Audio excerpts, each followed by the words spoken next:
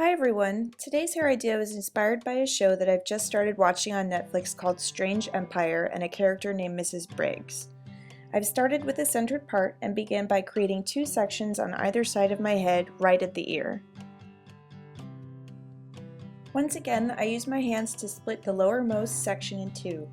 The back piece is broken up into three, with the center having the least amount of hair.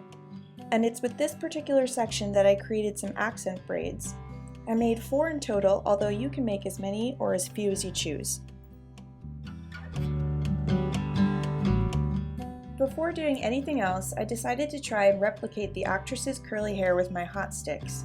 I love the tight, messy coils these can make, and I don't often get a chance to utilize them in video ideas, as my preference tends to be with a curling iron.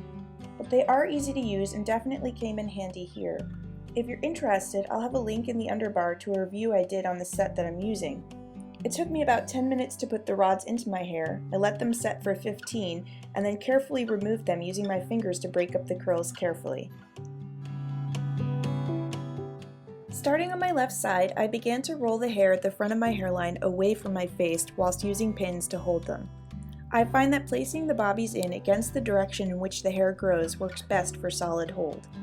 Here, I'm just twisting from behind my ears on either side of my head and pinning it up in no particular order. One of the things that drew me to this hairstyle was the fact that it changed from scene to scene, and it didn't seem to have any particular or constant direction. The actress always had a spattering of accent braids which rotated in various patterns across the back of her loosely pinned up hair. It often looked like pin curls in some places, and other times it looked as though the show stylist was simply utilizing the hair's natural curl. I have a tendency towards laid-back hairstyles like this and was super excited to try it out. You can see that all I'm doing is moving the braids around while slowly lifting up the hair and pinning it in any which way I thought might be flattering. Once it was all off my neck, I went in with U-pins and hairspray.